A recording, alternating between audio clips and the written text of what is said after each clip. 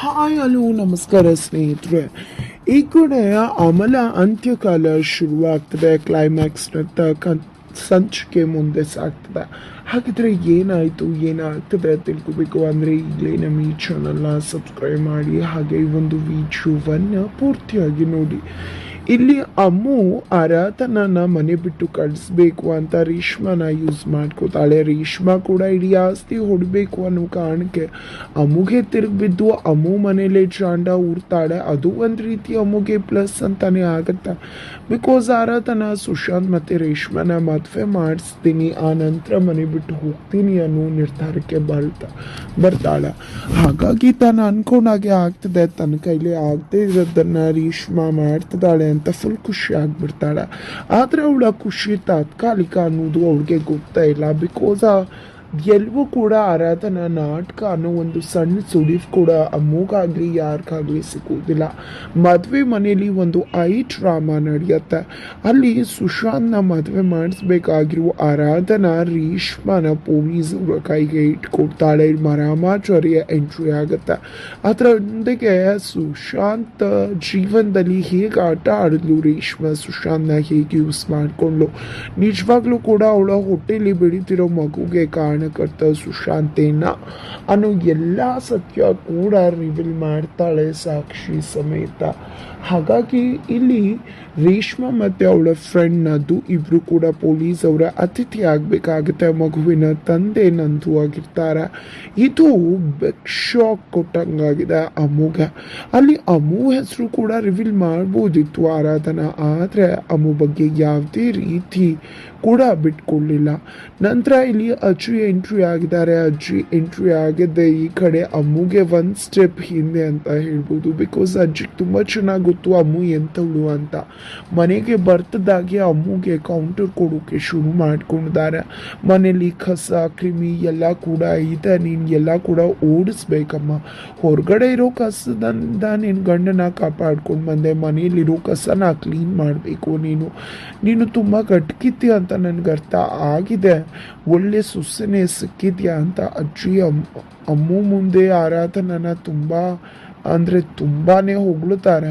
ಇದು ಯಾವ ಜನ ಕೂಡ ಅಮ್ಮಗೆ ಸಹಿಸೋಕ್ಕಾಗಲ್ಲ. ಜೊತೆಗೆ ನೇರವಾಗಿ ಅಮ್ಮು ಕೇಳಿಬಿಡ್ತಾಳೆ, ಯಾಕಜ್ಜಿ ನೀವು ನನ್ನ ಕಂಡ್ರೆ ಆಗೋದಿಲ್ವಾ, ನಾನೇನು ಹೊರಗ್ನವಳ ಅಂತ. ನೀನು ಹೊರಗ್ನವಳೆ ತಾನೆ ಅಂತ ಓಪನ್ ಸ್ಟೇಟ್ಮೆಂಟ್ ಕೊಡ್ತಾರೆ ಅಜ್ಜಿ. ಇದರಿಂದ ಸುಶಾಂತ್ಗೆ ಶಾಕ್ ಆಗುತ್ತೆ. ಯಾಕಜ್ಜಿ ಆ ರೀತಿ ಹೇಳ್ತಿದ್ಯಾ, ಅಕ್ಕ ನಮ್ಮವಳೆ ತಾನೆ ಅಂತಿದ್ದಾಗೆ. ಈ ಕಡೆ ನಿಮ್ಮ ಅಮ್ಮನ ಕೇಳು, ಎಲ್ಲ ಕೂಡ ಗೊತ್ತಾಗುತ್ತೆ, ನಾನು ನಿಜ ಹೇಳ್ತಿದ್ದೀನಿ ಅಂದಾಗ ಸಾವಿತ್ರಿಯವರು ಏನಾನ ಕೂಡ ಮಾತಾಡೋದಿಲ್ಲ. ಇದರಿಂದ ಅಮ್ಮಗೆ ಅವಮಾನ ಆಗುತ್ತೆ. ವಿಚಾರ ಮಾಡಿಕೊಂಡು ಅಲ್ಲಿಂದ ಹೋಗ್ತಾಳೆ. ಇದರಿಂದ ಗೊತ್ತಾಗ್ತಕ್ಕಂಥದ್ದು ಸುಶಾಂತ್ಗೆ ಯಾವುದೇ ರೀತಿ ಸತ್ಯ ಕೂಡ ಗೊತ್ತಿಲ್ಲ. ಅಮ್ಮು ಈ ಮನೆ ಸಾಕು ಮಗಳು, ತನ್ನ ಸ್ವಂತ ಅಕ್ಕ ಅಲ್ಲ ಅಂತಕ್ಕಂಥದ್ದು. ನಂತರ ಈ ಕಡೆ ಯಾವುದೂ ಕೂಡ ಅನ್ಕೊಂಡಾಗೆ ಆಗಲಿಲ್ವಲ್ಲ, ಎಷ್ಟೆಲ್ಲ ಪ್ರಯತ್ನ ಮಾಡಿದ್ರು ಎಲ್ಲ ಪ್ಲಾನ್ ಕೂಡ ಫ್ಲಾಪ್ ಆಯ್ತಲ್ಲ ಅಂತ ಅಮ್ಮು ತಲೆ ಕೆಚ್ಕೋತಾ ಇದ್ರೆ ಅಲ್ಲಿಗೆ ಆರಾಧನಾ ಬಂದು ಕೌಂಟರ್ ಕೊಟ್ಟು ಬಿಸಿ ಮುಟ್ಟಿಸ್ತಾಳೆ. ಯಾಕತ್ಗೆ ಏನಾಯಿತು ಪಾಪ, ತುಂಬ ಬೇಜಾರಾಗಿರ್ಬೇಕಲ್ವಾ. ನಿಮಗೆ ಸಣ್ಣ ಊಹೆ ಕೂಡ ಇರಲಿಲ್ಲ ಅಲ್ವಾ. ನೀವು ನನ್ನ ಮಾತನ್ನು ಸೂಕ್ಷ್ಮವಾಗಿ ಗಮನಿಸಿದ್ರೆ ನೀವು ಇಷ್ಟು ಹಾರಾಡ್ತಾ ಇರಲಿಲ್ಲ. ಆದರೆ ಸೂಕ್ಷ್ಮವಾಗಿ ಗಮನಿಸ್ದೆ ನನ್ನನ್ನು ಬೀಳಿಸ್ಬಿಟ್ರೆ. ನಾನೇನೋ ಬಿದ್ದೆ, ಆದರೆ ಇವಾಗ ನಿಮ್ಮನ್ನು ಬೀಳಿಸ್ದೆ ಗೊತ್ತಾ. ಎದ್ದು ನಿಂತ್ಕೊಳ್ಳೋಕ್ಕಾಗದೇ ಇರೋ ಮಟ್ಟಿಗೆ ಬೀಳ್ಸಿದ್ದೀನಿ. ಒಂದು ಸತ್ಯ ಹೇಳ್ತೀನಿ ತಿಳ್ಕೊಳ್ಳಿ, ನಿಮಗೆ ಮತ್ತೊಂದು ಅವಕಾಶ ಕೊಡ್ತಾ ಇದ್ದೀನಿ. ಯಾಕಂದರೆ ನೀವು ಏನು ಅಂತ ನಾನು ಅತ್ತೆ ಮುಂದೆ ಹೇಳಿದರೆ ಖಂಡಿತ ಅತ್ತೆ ನಂಬ್ತಾ ಇದ್ರು. ಯಾಕೆ ಹೇಳಿ, ಅತ್ತೆ ಏನು ಹೇಳಿದ್ರು, ಇನ್ನು ಮುಂದೆ ನನ್ನ ಸೊಸೆ ಪರ ಏನೇ ಆಗಲಿ ನಾನು ನನ್ನ ಸೊಸೆ ಪರನೇ ಇರ್ತೀನಿ. ಯಾವತ್ತೂ ಕೂಡ ನನ್ನ ಸೊಸೆನ ಪ್ರಪಂಚ ಹೇಳಿದ್ರು ಕೂಡ ಅವಳ ವಿರುದ್ಧವಾಗಿ ನಾನು ನಿಂತ್ಕೊಳ್ಳಲ್ಲ ಅಂತ. ಅಂಥದ್ರಲ್ಲಿ ನಾನು ಹೇಳಿದ ಮಾತಿನ ಅತ್ತೆ ನಂಬ್ತಾ ಇರಲಿಲ್ಲ, ಖಂಡಿತ ನಂಬ್ತಾ ಇದ್ರು. ನಿಮ್ಮ ಮಗಳು ಹೀಗೆ ಮಾಡಿದ್ರು ಅಂತ ಹೇಳಿದ್ರೆ. ಆದರೂ ಕೂಡ ನಾನು ಯಾಕೆ ಹೇಳಲಿಲ್ಲ ಹೇಳಿ. ಸುಶಾಂತ್ಗೆ ಆಘಾತ ಆಗುತ್ತೆ, ಅತ್ತೆ ಮಾವನ ಮರ್ಯಾದೆ ಹೋಗುತ್ತೆ, ಅವ್ರಿಗೂ ಕೂಡ ನೋವಾಗುತ್ತೆ ತನ್ನ ಮಗಳು ಇಂಥವಳ ಅಂತ. ಅದಕ್ಕೋಸ್ಕರ ನಾನು ಯಾವುದೇ ರೀತಿ ಸತ್ಯ ಹೇಳಲಿಲ್ಲ. ಕೊನೆಯದಾಗ ಅವಕಾಶ ಮಾಡಿಕೊಡ್ತೀನಿ, ತಿದ್ಕೊಳ್ಳಿ ಅಂತ ಹೇಳಿ ಅಲ್ಲಿಂದ ಹೋದರೆ ಈ ಕಡೆ ಅಮ್ಮು ಜಾಯಮಾನ ತಿದ್ಕೊಳ್ದ ಖಂಡಿತ ಇಲ್ಲ. ನಾಯಿಪಾಲ ಯಾವತ್ತಿದ್ರು ಡೊಂಕೆನ. ನಂತರ ಫುಲ್ ಕೆಂಡ ಆಗಿಬಿಟ್ಟಿದ್ದಾರೆ. ಈ ಕಡೆ ಗಣಪತಿ ಅಂಕಲ್ ಅಂತೂ ಏನಮ್ಮೋ ಅನ್ಕೊಂಡಾಗ ಏನೂ ಆಗಲಿಲ್ವಲ್ಲ. ನಿಜ ಹೇಳಬೇಕು ಅಂದರೆ ನಮಗೆ ಜೀವದಾನ ಆಗಿದೆ, ಜೀವದಾನ ಮಾಡಿದಾಳೆ ಆರಾಧನಾ ಅಂತಾನೆ ಹೇಳ್ಬೋದು. ಅವಳು ಹೇಳಿದ್ರೆ ಖಂಡಿತ ಇಷ್ಟೊತ್ತಿಗೆ ನಾವು ಮನೇಲಿ ಇರ್ತಿರ್ಲಿಲ್ಲ, ಸಿಕ್ಕಿ ಬಿದ್ದಿರ್ತಿದ್ವಿ ಅಂದಾಗ ಹೌದೌದು ಹೊಗಳ್ತಾ ಇರಿ. ನಿಜ ಹೇಳಬೇಕು ಅಂದರೆ ಇನ್ನು ಮುಂದೆ ಅವಳ ದರ್ಬಾರ್ ಶುರುವಾಗುತ್ತೆ. ನಾವು ಅವಳ ಕೈ ಕೆಳಗಡೆ ಇಡಬೇಕಾಗುತ್ತೆ. ಯಾವುದೇ ಕಾರಣಕ್ಕೂ ಕೂಡ ಆ ರೀತಿ ನಡೀಬಾರ್ದು, ಅದನ್ನು ಸಹಿಸುವ ಶಕ್ತಿ ನನಗಿಲ್ಲ ಅಂತ ಹೇಳ್ತಿದ್ದಾಳೆ ಅಮ್ಮು. ಆದರೆ ಏನು ಮಾಡ್ತೀಯ ಅಂತಿದ್ದಾಗೆ ಈ ಕಡೆ ರಾತ್ರಿ ಆಗ್ತಿದ್ದಾಗೆ ಅಮ್ಮು ಸುಶಾಂತ್ ಕುಡಿಬೇಕಾಗಿರುವ ಹಾಲ್ನಲ್ಲಿ ವಿಷ ಬೆರೆಸ್ತಿದ್ದಾಳೆ. ಆರಾಧನ ತಗೊಂಡು ಹೋಗ್ಬೇಕಾಗಿರುವ ಹಾಲ್ನಲ್ಲಿ. ಇದರಿಂದಾಗಿ ಗಣಪತಿ ಅಂಕಲ್ಗೆ ಶಾಕ್ ಆಗುತ್ತೆ. ತಮ್ಮಂಗೆ ವಿಷ ಬೆರೆಸ್ತಿದ್ಯಾ ಅಂದಾಗ ನಾವು ಉಳಿಬೇಕು ಅಂದರೆ ಬೇರೆಯವರು ಅಳಿಲೇಬೇಕಾಗುತ್ತೆ. ಅದು ತಮ್ಮ ಆಗಲಿ ಯಾರಾಗಲಿ. ಇವತ್ತಂತೂ ಎರಡೇನ ಬಿದ್ದೇ ಬೀಳುತ್ತೆ ಅಂತ ಹೇಳಿ ಸ್ಕೆಚ್ ಹಾಕ್ತಿದ್ದಾಳೆ. ಫಸ್ಟ್ ನೈಟಲ್ಲಿ ಈ ಕಡೆ ಅಮ್ಮು ಆರಾಧನ ಹೋಗಿರೋ ಹಾಲಲ್ಲಿ ವಿಷ ಬೆರೆಸಿದೆ. ಅದನ್ನು ಇನ್ನೇನು ಆರಾಧನಾ ಮತ್ತು ಅಮ್ಮು ಕುಡಿಬೇಕು. ಆರಾಧನಾ ಮತ್ತು ಸುಶಾಂತ್ ಕುಡಿಬೇಕು. ಅಷ್ಟರಲ್ಲಿ ಅಜ್ಜಿ ಎಂಟ್ರಿ ಕೊಟ್ಟು ಆ ಹಾಲನ್ನು ಕಿತ್ಕೊಂಡು ಬಿಡ್ತಾರೆ. ಬೆಳಿಗ್ಗೆ ಆಗ್ತಿದ್ದಾಗೆ ಈ ಕಡೆ ಅಮ್ಮು ಮತ್ತು ಗಣಪತಿ ಅಂಕಲ್ ಅಂದ್ಕೊಂಡಿದ್ದಾರೆ, ಮುಗ್ದಿರತ್ತೆ, ಎರಡು ಹೆಣಗಳು ಬಿದ್ದಿರತ್ತೆ, ನಾವು ಫುಲ್ಲು ಇವತ್ತು ಗೆದ್ದೆಗೆ ಇಲ್ತೀವಿ. ಆದರೆ ಪೊಲೀಸವ್ರು ಬಂದಾಗ ಏನಾಗುತ್ತೋ ಗೊತ್ತಿಲ್ಲ.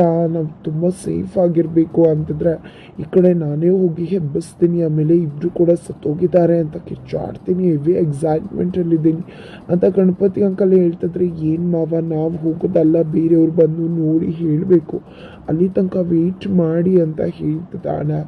ಅಷ್ಟರಲ್ಲಿ ಈ ಕಡೆ ಆರಾಧನಾ ಬರ್ತಾಳೆ. ಆರಾಧನಾ ನೋಡಿದೆ ಇಬ್ರಿಗೂ ಶಾಕ್ ಆಗುತ್ತೆ. ಹೇಗಪ್ಪ ಆಯಿತು ಸಾಧ್ಯ ಅನ್ಕೋತಿದ್ರೆ ಅಜ್ಜಿ ಬಂದಿದ್ದೆ ಎದುರಾಗ್ತಾರೆ. ಯಾಕೆ ಆಮೇಲೆ ನೀನು ಅನ್ಕೊಂಡಿದ್ದಾಗಿಲ್ಲ ಅಂತ ಫುಲ್ ಶಾಕ್ ಆಗ್ತಾ ಇದೆಯಾ? ಆಗೋದಕ್ಕೆ ನಾನು ಬಿಡುವುದೂ ಇಲ್ಲ. ನನಗೆಲ್ಲ ವಿಷಯ ಕೂಡ ಗೊತ್ತಿದೆ. ನೀನು ವಿಷಯ ಹಾಕಿ ಸಾಯಿಸೋಕೆ ನೋಡಿದ್ದು, ನಾನಿರೋ ತನಕ ಅದು ಸಾಧ್ಯ ಇಲ್ಲ. ನೋಡ್ತಾ ಇರು ನಿನ್ನ ಕಿಡಿ ಮುಖಾನ ಎಲ್ಲರ ಮುಂದೆ ಹೇಗೆ ಬಟ್ಟ ಬಯಲು ಮಾಡ್ತೀನಿ ಅಂತ. ಆದರೆ ಅಮ್ಮ ಮಾತ್ರ ಇಲ್ಲ, ನೀವು ತಪ್ಪು ತಿಳ್ಕೊಂಡಿದ್ರ ಅಜ್ಜಿ ಅಂತ ಎಲ್ಲ ಹೇಳ್ತಿದ್ರೆ, ನೀನು ನನ್ನ ಹತ್ರ ನಾಟಕ ಆಡಬೇಡ. ಎಲ್ಲರ ಹತ್ರ ಆಡ್ದಾಗೆ ನಾನು ಇಲ್ಲಿಗೆ ಬಂದಿರೋದು ನಿನ್ನ ಮುಖವಾಡ ಬಯಲು ಮಾಡೋದಕ್ಕೆ. ನಿಮ್ಮ ಅಪ್ಪ, ನಿಮ್ಮಮ್ಮ, ನಿನ್ನ ತಮ್ಮ ಎಲ್ಲರ ಮುಂದೆ ಕೂಡ ನೀನು ಕರಾಳ ಮುಖವಾಡನ ಬಟ್ಟ ಬಯಲು ಮಾಡ್ತೀನಿ ಅಂತಾರೆ. ನಂತರ ಸುಶಾಂತ್ ಆರಾಧನನ ವಟ್ಟಾರಕ್ಕೆ ಕರ್ಕೊಂಡು ಹೋಗಿದ್ದಾರೆ ಅವ್ರ ಅಮ್ಮನ ಮನೆಗೆ. ಆರಾಧನೆಗಂತೂ ಫುಲ್ ಖುಷಿ ಆಗ್ತದೆ ತನ್ನ ವಟ್ಟಾರಕ್ಕೆ ಬಂದಿರುವುದು. ಅಲ್ಲಿ ಎಲ್ಲರೂ ಕೂಡ ತುಂಬ ಖುಷಿಯಿಂದ ಮಾತನಾಡ್ತಾ ಇದ್ರೆ. ಮಹೇಶ್ ಅವ್ರಿಗಂತೂ ಆಗಲ್ಲ, ಬಟ್ ಏನು ಮಾಡೋಕ್ಕಾಗಲ್ಲ. ತದನಂತರ ಈ ಕಡೆ ಅಮ್ಮು ಅಂತೂ ಮನೇಲಂತೂ ಮುಗಿಸೋಕ್ಕಾಗಲ್ಲ, ಅಜ್ಜಿ ಇರ್ತಾರೆ. ಹಾಗಾಗಿ ಯಾವಾಗಲೂ ಹೊರಗಡೆ ಹೋದಾಗಲೇ ಅವರನ್ನು ಮುಗಿಸ್ಬೇಕು ಅಂತ ಅನ್ಕೋತಿದ್ರೆ, ಇವತ್ತೇ ಹೋಗಿದಾರಲ್ಲ ಅಮ್ಮು, ಮುಗಿಸ್ಬಿಡು ಇವತ್ತೇ. ಸುಶಾಂತ್ ಮತ್ತು ಆರಾಧನಾ ಇಬ್ಬರು ಕೂಡ ಅವ್ರ ತವರ ಮನೆಗೆ ಹೋಗಿದ್ದಾರೆ ಅಂತ ಹೇಳಿದ ತಕ್ಷಣ, ಹೌದಾ ಹಾಗಿದ್ರೆ ಏನು ಮಾಡೋದು ಅಂತ ಯೋಚನೆ ಮಾಡ್ತಿದ್ರೆ, ಮಹೇಶ್ ದಾನಲ್ವ ಅವನಿಗೆ ಹೆಲ್ಪ್ ಮಾಡ್ತಾನೆ ಅಂತ ಹೇಳ್ತಾರೆ. ಈ ಕಡೆ ಅಮ್ಮಗೆ ಇಷ್ಟ ಇಲ್ಲ ಅಂದರೂ ಕೂಡ ಮಹೇಶ್ ಕಾರ್ಯವಾಸಿ ಕತ್ತೆ ಕಾಲು ಇಡಿ ಅಂದ್ಕೊಂಡಿದ್ದೆ. ಮಹೇಶ್ ಕಾಲ್ ಮಾಡ್ತಾರೆ. ಸುಶಾಂತ್ ಆ ನಂಬರ್ ನೋಡ್ಬಿಡ್ತಾನೆ. ಅಕ್ಕನ ನಂಬರ್ ಯಾಕೆ ಮಹೇಶ್ ಸರ್ ಕಾಲ್ಗೆ ಬರ್ತಾ ಇದೆ, ಅಕ್ಕ ಯಾಕೆ ಕಾಲ್ ಮಾಡ್ತಿದ್ದಾರೆ ಅಂತ ಆರಾಧನೂ ಕೂಡ ಕೇಳಿದ್ರೆ ಅವಳ ಹತ್ರ ಕೂಡ ಉತ್ತರ ಇಲ್ಲ. ಕೆಲಸಕ್ಕೆ ಅವರೇ ಅಲ್ವಾ ಕರ್ಕೊಂಡಿದ್ದು, ಏನೋ ವಿಷಯ ಇರ್ಬೋದು ಅನ್ಕೋತಾರೆ. ನಂತರ ಹೊರಗಡೆ ಬಂದು ಮಾತಾಡಿದಂಥ ಮಹೇಶ್ ಅವ್ರಿಗೆ ಇಲ್ಲಿ ಸುಪಾರಿ ಕೊಡ್ತಿದ್ದಾಳೆ ಅಮ್ಮು ಅಂತಾನೆ ಹೇಳ್ಬೋದು. ಈ ಕಡೆ ನನ್ನ ಶತ್ರು ಆರಾಧನಾ, ಅವಳನ್ನ ಯಾರು ಶತ್ರುವಾಗೆ ನೋಡ್ತಾರೋ ಅವ್ರಿಗೆ ಯಾವತ್ತೂ ನನ್ನ ಸಹಾಯ ಇದ್ದೇ ಇರುತ್ತೆ. ಖಂಡಿತ ನೀವು ಹೇಳಿದ ಕೆಲಸ ಮಾಡ್ತೀನಿ ಅಂದಾಗ ನಿನಗೆ ಎಷ್ಟು ದುಡ್ಡು ಸೇರಬೇಕು ಅಷ್ಟು ದುಡ್ಡು ಸೇರುತ್ತೆ. ಯಾವುದೇ ಕಾರಣಕ್ಕೂ ಏನೇ ಪೊಲೀಸ್ ಕೇಸ್ ಆದರೂ ನಿನ್ನನ್ನು ಬಿಟ್ಕೊಡೋದಿಲ್ಲ, ನೀನು ನನ್ನ ಗ್ರೂಪೇ ಅಂತ ಹೇಳ್ತಿದ್ದಾರೆ. ಹಾಗಾದರೆ ಇಲ್ಲಿ ಸುಶಾಂತ್ ಮತ್ತು ಆರಾಧನನ ಒಟ್ಟಾರದಲ್ಲಿ ಮುಗಿಸೋ ಪ್ರಯತ್ನ ಮಾಡ್ತಿದ್ದಾರೆ. ಅದರ ನಡುವೆ ಸುಶಾಂತ್ಗೆ ಅಕ್ಕನ ಮೇಲೆ ಡೌಟ್ ಬರ್ತದೆ. ಹಾಗಿದ್ರೆ ಇಲ್ಲಿ ಆರಾಧನೆಗೂ ಕೂಡ ಅಮ್ಮು ಏನಾದರೂ ಮಾಡ್ತಿರ್ಬೋದಾ ಮಹೇಶ್ ಸರ್ ಜೊತೆ ಸೇರ್ಕೊಂಡು ಅನ್ನಿಸ್ತದೆ. ಹಾಗಿದ್ರೆ ಒಟ್ಟಾರಕ್ಕೆ ಹೋದಂಥ ಸುಶಾಂತ್ ಮತ್ತು ಆರಾಧನಾ ಮತ್ತೆ ವಾಪಸ್ ಬರುವುದಿಲ್ವಾ? ಪ್ರಾಣಕ್ಕೆ ಸಂಚಕಾರ ಬಂದು ಹಾಸ್ಪಿಟಲ್ ಸೇರ್ಬೇಕಾಗತ್ತಾ? ಅಥವಾ ಇಲ್ಲಿ ಅಮ್ಮು ಮುಖವಾಡ ಬಟ್ಟಾರ್ ಬಾಯಿಲ್ ಮಾಡುವುದಕ್ಕೆ ಇಲ್ಲಿ ಆರಾಧನಾ ಒಂದು ಒಳ್ಳೆಯ ಅವಕಾಶ ಅಂದ್ಕೊಂಡು ಉಪಯೋಗಿಸ್ಕೊಂಡಿದ್ದೆ. ಈ ಒಂದು ಸಿಚುವೇಶನ್ನಿಂದಾಗಿ ಅವಳ ಮುಖವಾಡನ ಬಟ್ಟಾ ಬಾಯಿಲ್ ಮಾಡೋಕ್ಕೆ ಹೋಗ್ತಾಳ. ಕ್ಲೈಮ್ಯಾಕ್ಸ್ನತ್ತ ಹೋಗ್ತಿದೆ ಸಂಚಿಕೆ ತಮ್ಮನ ಜೀವನೇ ತಗೊಳಕ್ ಹೋಗಿದ ಅಕ್ಕ ಅನ್ನುವುದು ಸುಶಾಂತ್ಗೆ ಕೂಡ ಗೊತ್ತಾಗತ್ತ. ಸ್ವಲ್ಪದ್ರಲ್ಲಿ ಬಚಾವಾಗ್ತಾರ. ಮಹೇಶ್ ಕೂಡ ಒಳ್ಳೆಯವರ ಆಗ್ತಾರ. ಏನಾಗತ್ತ ತಿಳ್ಕೊಬೇಕು ಅಂದ್ರೆ ಮುಂದಿನ ವಿಡಿಯೋಗೋಸ್ಕರ ವೇಟ್ ಮಾಡೋದನ್ನ ಮರಿಬೇಡಿ.